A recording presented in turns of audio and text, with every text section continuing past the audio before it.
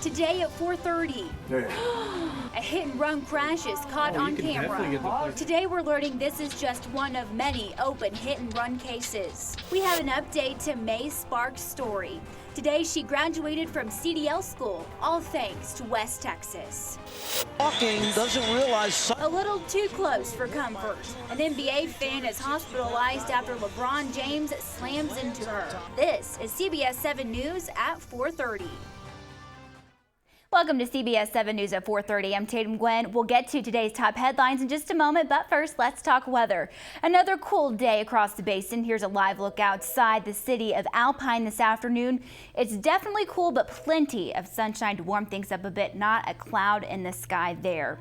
And things will only continue to warm up into your weekend. Tom DeFrateller is in the Pinpoint Weather Center now with a first look at your forecast. Hi, Tom. Hi, Tatum. It was freezing cold this morning. In fact, let's take a look at the low temperatures that we saw recorded today at some of the reporting stations out there. Downright chilly, down into the lower 20s in many locations from Big Spring, Midland, Odessa to Pecos, up towards the Hobbs area.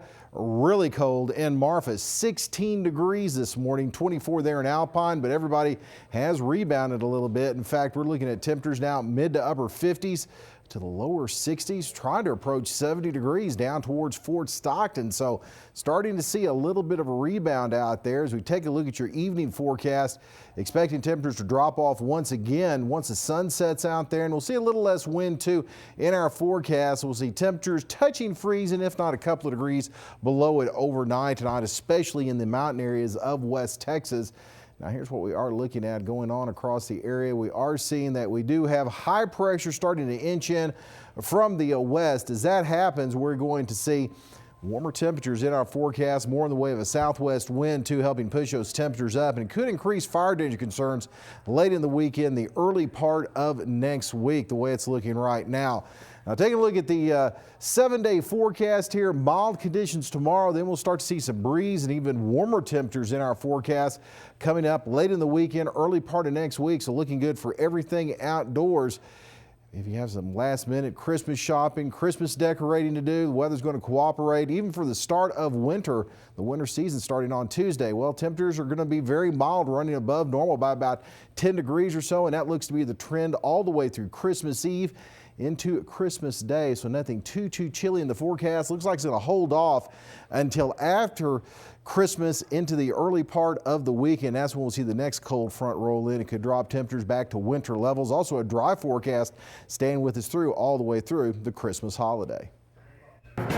Tom, thanks. Here's a look at the top stories today on CBS 7. Prominent personal injury attorney Rahul Malhotra made his first appearance yesterday in U.S. District Court in Midland on 2 counts of giving false statements to a governmental agency. Assistant U.S. Attorney Bill Lewis said the nature of the indictment centers around oral and written statements that were made by Malhotra during his immigration proceedings. Lewis said his immigration status does not allow Malhotra to own or have substantial control of a business.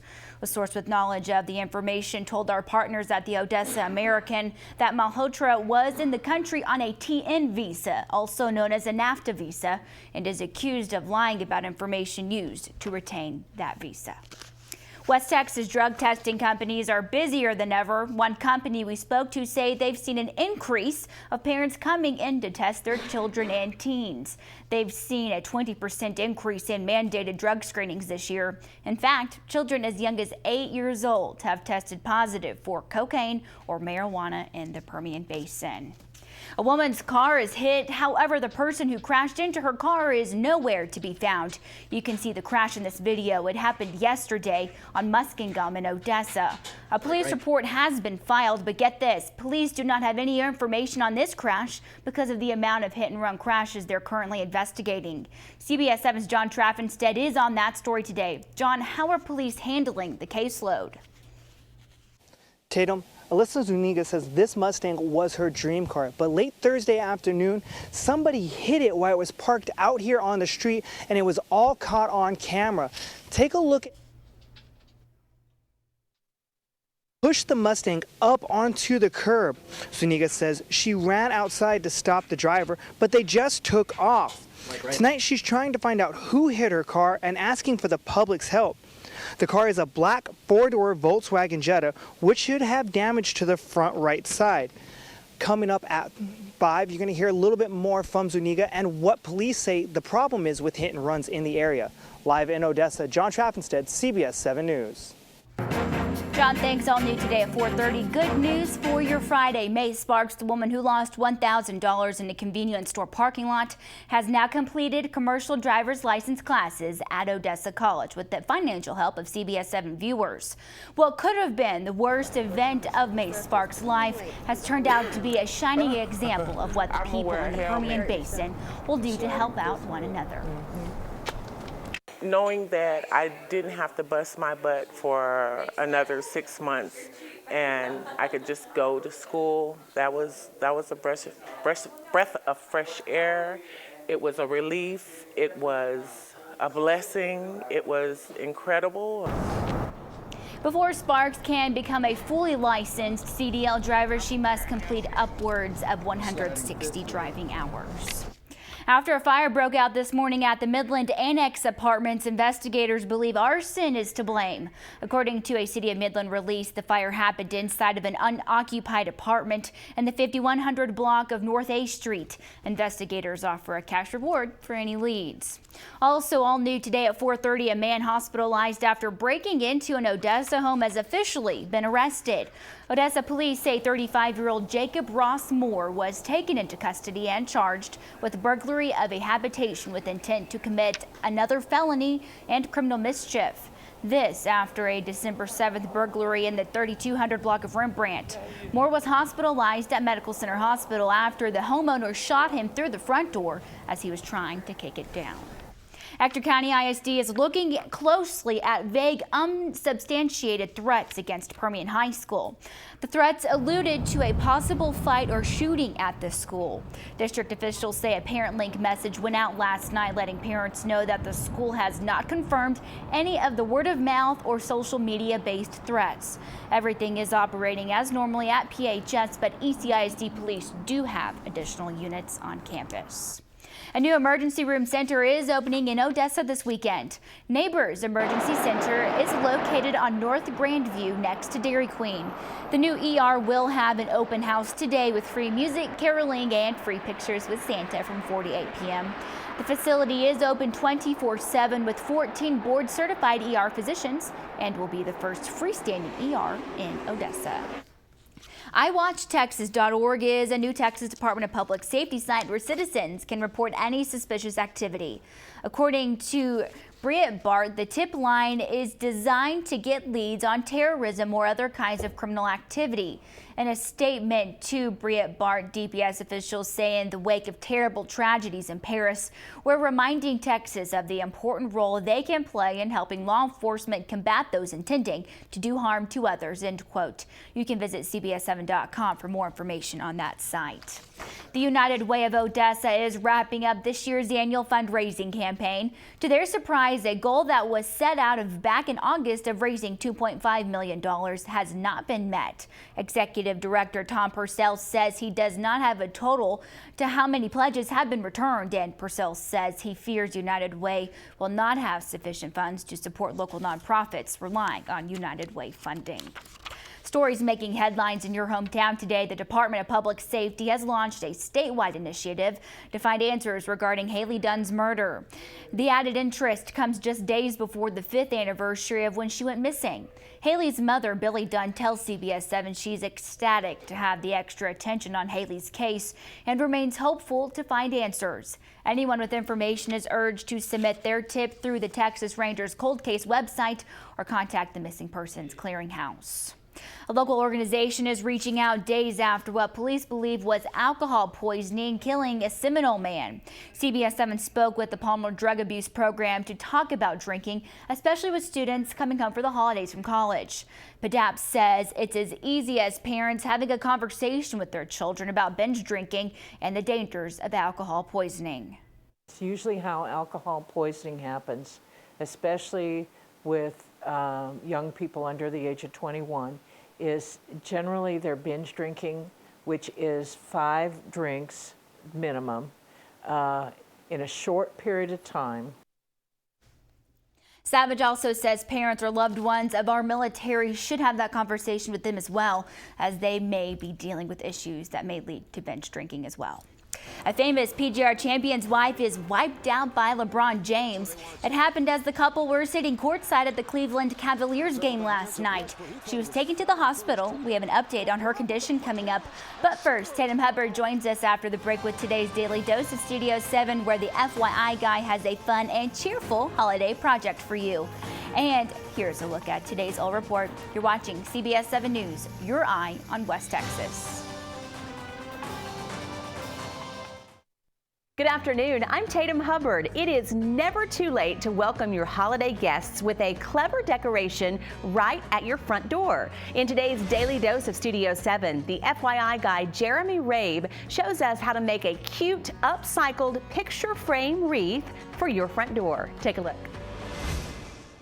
Hi everyone, I'm Jeremy Rabe, your FYI guy, and today's project is so fast, easy, fun, and picture perfect. It's the Presents Picture Frame Wreath. Now let's get started. For this project, you're gonna need 3 picture frames in 3 different sizes. I got this picture frame at the flea market very inexpensively, and I've spray painted it this bright red color.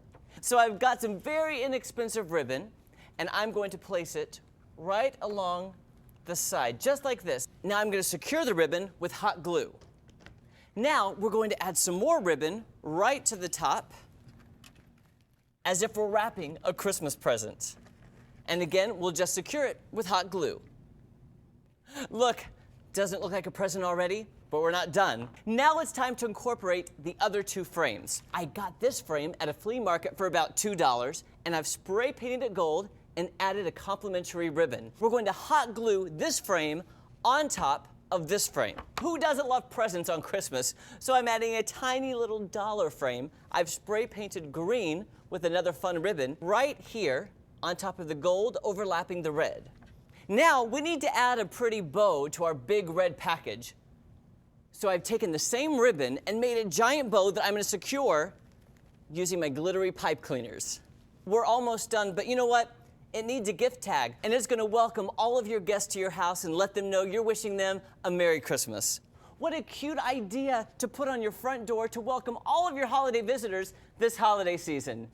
Till next time, I'm your FYI guy, Jeremy Rabe, keeping it fast, easy, and CBS 7 News at 4:30 continues right now. Stay with us. Welcome back. Here's a rundown of the most read stories on the CBS 7 website today.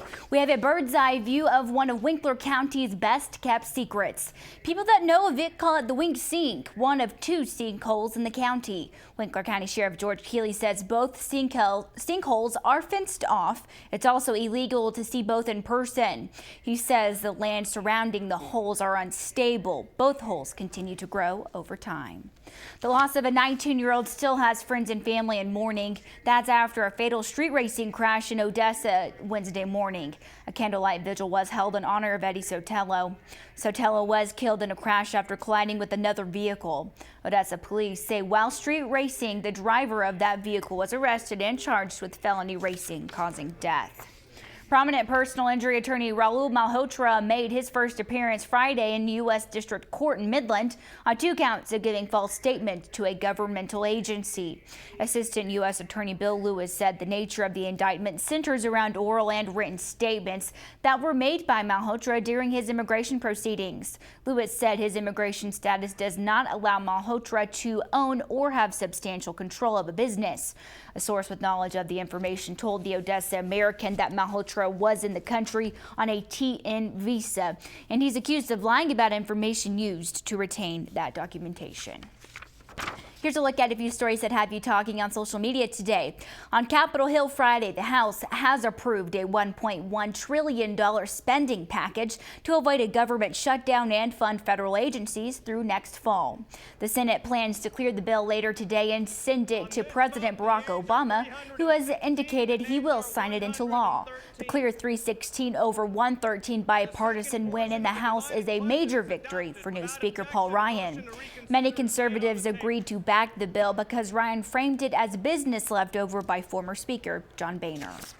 We're getting a new look at Britain's Duke and Duchess of Cambridge with their children. The family released a new Christmas photo this week. It shows Prince William and his wife Kate outdoors with their children, Prince George and Princess Charlotte. The photo was taken in late October in the gardens of Kensington Palace in Cambridge. The picture comes as we learn that 2-year-old George is about to start nursery school. A royal family spokesperson says George will start attending a Montessori school by the end of January. James ran into PGA champion Jason Day's wife Ellie while chasing a loose ball during Thursday's game. The pair were seated courtside when LeBron landed on top of her and the seat goes back on the floor.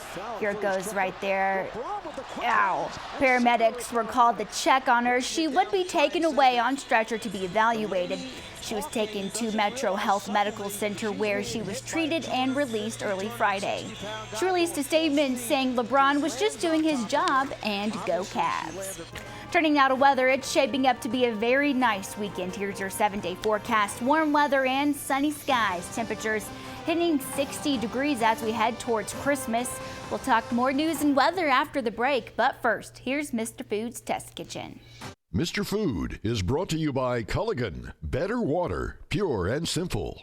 And by HEB, with low prices and a passion for quality, here everything's better. After talking with so many of you, I've learned that everyone seems to have a different routine come Christmas morning. So the dish we're making today was created specifically with that in mind. Some of you like to get up, quietly light the tree, and take in the glimmer and glory before everyone wakes up. While others have told me from the second they open their eyes, it's non-stop chaos. No matter what category you fall under, what we're making today will be very welcome. The day before you want to serve it, all you do is chunk up French bread and combine it with a good amount of shredded cheddar cheese, some cooked crumbled sausage, and scallions. Now we add mustard, a splash of Worcestershire sauce, and a few spices to some eggs that we beat with some milk. And we pour that over the bread. After it's mixed, we put it in a casserole dish, cover it, and into the fridge it goes overnight. Come morning, all you need to do is pop it in the oven while everyone's waking up. And when it's done, dig in. Since it's loaded with all sorts of goodness, this is truly an all-in-one breakfast. So how about going online and getting the recipe for our Christmas morning strata, so you'll be armed with a dish that'll help make Christmas morning all the more special. I'm Howard in the Mr. Food Test Kitchen, where today we're sharing a stress-free way for you to say, ooh, it's so good. A rundown of the top stories on CBS 7 today. Surveillance video shows a person hitting a woman's car and then driving away. Here's a look at that video. A police report has been filed with Odessa police.